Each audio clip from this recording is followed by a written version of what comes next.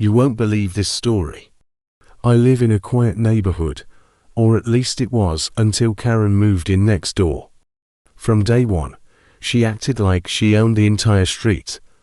She'd complain about everything, my lawn being a quarter-inch too long, the color of my flowers, you name it. But her biggest obsession was parking. My driveway's pretty long, and I often park my work truck at the very end of it, near the street, for quick access in the mornings. It never blocks the sidewalk, and it's entirely on my property. But for some reason, this drove Karen absolutely bonkers. She claimed it was an eyesore and made the neighborhood look tacky. She'd leave passive-aggressive notes on my windshield, even though it was my own truck on my own property. I tried explaining it to her politely, but it was like talking to a brick wall. She just insisted I park it properly up by my garage. I ignored her, of course. What was she going to do? Well, one Tuesday morning, I found out.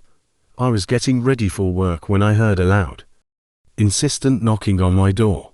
I opened it to find two police officers on my porch, and who was standing behind them, looking incredibly smug. You guessed it, Karen. She had this triumphant smirk on her face, like she'd just won the lottery. One of the officers, looking a little embarrassed, explained they'd received a complaint about a vehicle blocking a driveway. I just blinked. Officer, I said, that's my truck, and that's my driveway. I pointed to the truck, then back to my house. The other officer looked over at Karen, whose smug expression was starting to falter. She stammered, well, it's blocking the view. It's illegally parked. The officers were clearly not impressed. They knew the law. They confirmed it was my property, and that I wasn't breaking any rules. They apologized for the inconvenience and gave Karen a stern lecture about wasting police resources.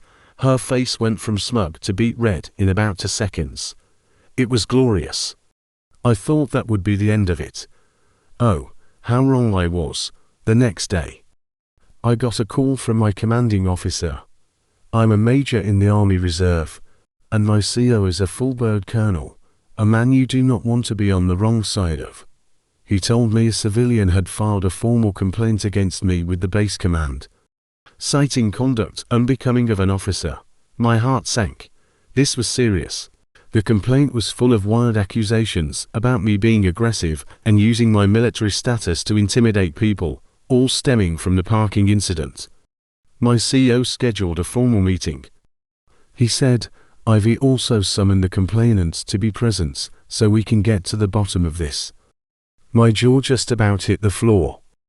The meeting was set for Friday, at the command office on base. I spent the next 2 days stressing out, gathering my own evidence, including security camera footage of my polite interactions with Karen. Friday arrived. I was in my full class uniform, standing in my CO's office. He was sitting behind his huge oak desk, looking as serious as a heart attack. Then, the door opened, and in walked Karen. The moment she saw me, in my uniform, in that office, all the color drained from her face. She looked like she'd seen a ghost. My CO, Colonel Thompson, didn't waste any time. He looked straight at her and said, Ma'am, you filed a serious complaint against one of my officers. I want to hear your side of the story. Karen started stammering, her voice barely a whisper. Her confident, aggressive demeanor was completely gone. She tried to repeat her story, but it came out as a jumbled, incoherent mess. After she finished, Colonel Thompson turned to me. I calmly presented my side, showing him the video clips of her yelling at me and me calmly asking her to leave my property. I explained the police visit and how she had fabricated this entire story. The colonel watched everything, his expression unreadable. When I was done, he turned back to Karen. His voice was ice. He told her that filing a false report against a military officer was a federal offense. He explained the potential consequences, including hefty fines and even jail time. Karen started trembling.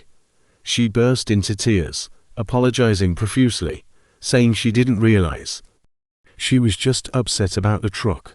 Colonel Thompson let her squirm for a good long minute before telling her he wouldn't press federal charges. On one condition: she write a formal letter of apology to me and never, ever bother me again. She agreed so fast she could barely get the words out. She practically ran out of the office. I haven't heard a peep from her since. And my truck, it's parked right where it's always been. Sometimes, justice is best served in a command office. Thanks for watching, and don't forget to like and subscribe for more stories.